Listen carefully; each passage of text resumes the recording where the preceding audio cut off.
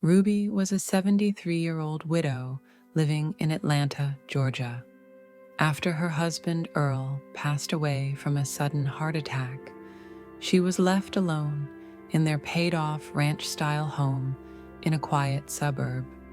With a modest pension from her 53 years as a certified nursing assistant and hospital housekeeper, plus some savings in a joint account she'd shared with her only son, Marcus. Devastated by grief, Ruby clung to her family, Marcus, his wife Chantel, and their kids, Jamal and Naomi, as her lifeline. She thought helping them would keep her connected, but that help turned into a trap she couldn't escape. A mother's weakness. 2 months after Earl's funeral at a small Baptist church in Decatur, Marcus and Chantel showed up at Ruby's door.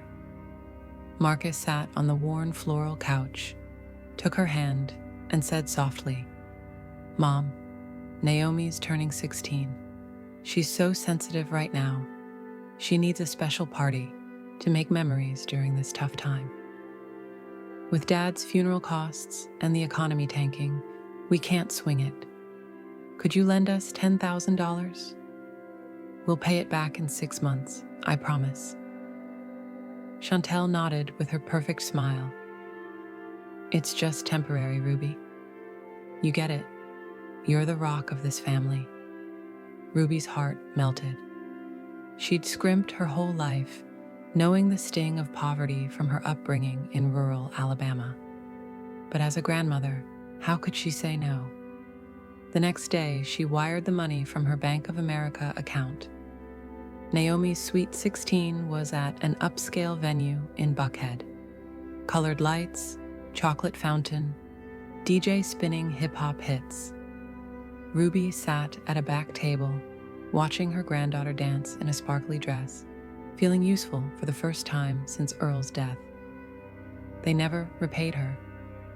Ruby never asked. The endless cycle of emergencies. The requests snowballed. Kitchen remodel because of leaky pipes, $8,000. Chantel's Lexus broke down, $12,000 for a new one. Jamal's tuition at a private university in Boston because public schools weren't good enough, $45,000 over 3 years. Each time, Marcus framed it as urgent family needs. "Mom, the kid's future depends on this. We're struggling." Chantel was sneakier, dropping guilt bombs like, "It's a shame you can't join us at Jamal's birthday at the country club, Ruby.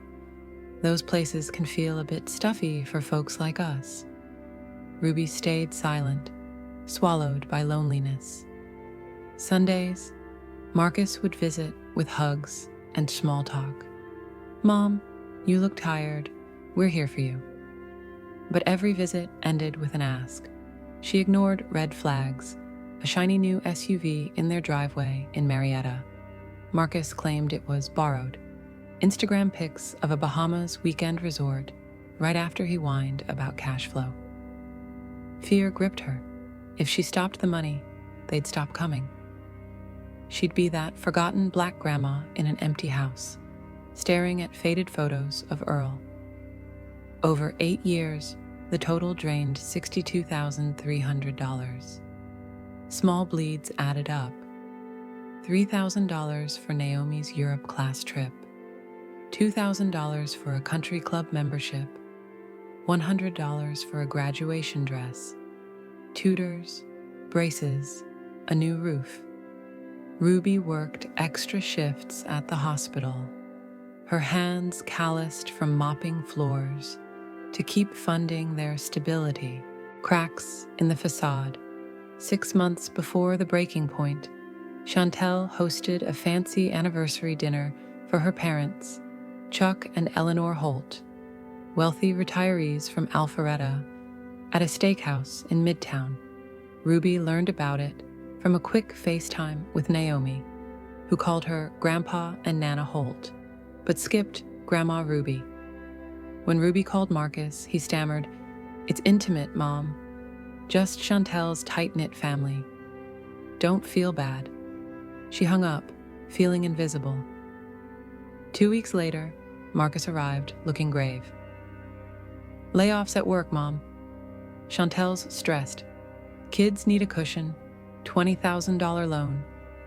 His scared eyes worked their magic. Ruby went to the bank herself. The teller raised eyebrows but processed it. For family, Ruby said. Marcus called later, relieved. You're our safety net. But silence followed. No calls, no visits. Ruby's neighbor Dot, a 68-year-old widow from the apartment complex nearby, noticed her fading. Over coffee, Dot said, Ruby, you're not a mom. You're a bank. Banks charge interest, emotional and financial. What do you get back? That hit hard.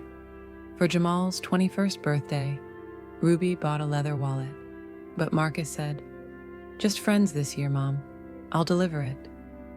Rage bubbled, not sadness. That night, Ruby pulled bank statements and built a spreadsheet. $62,300 gone. Her life's work evaporated for crumbs. A weekly 10-minute call, obligatory visits. The cruise lie and the 4 words. Marcus texted, Mom, canceling the family cruise. Finances won't allow. Reschedule later. Ruby worked extra all summer, believing them. 3 weeks in, Instagram betrayed the truth. Chantel's posts from a Caribbean cruise on Royal Caribbean. Marcus in a white linen shirt, cocktail in hand. Kids in designer hats from the ship's boutique. Chantel's parents toasting champagne. Caption, unforgettable family vacation.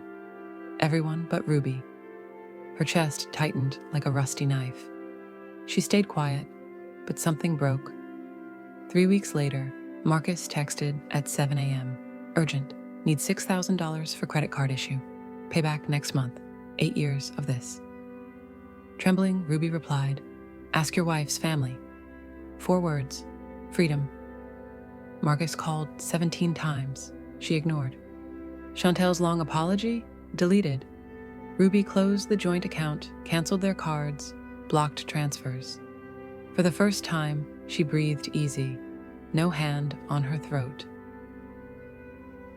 A new beginning word spread in their circle.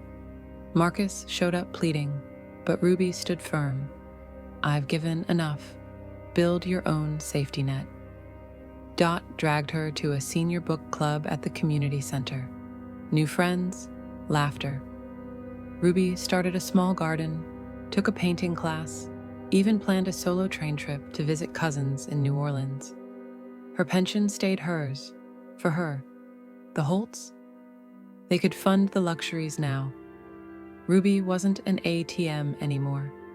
She'd sacrificed silently, but those 4 words reclaimed her life. At 73, she learned, a mother's love doesn't mean self-destruction. Boundaries aren't betrayal, they're survival. And family? Real family shows up without a price tag.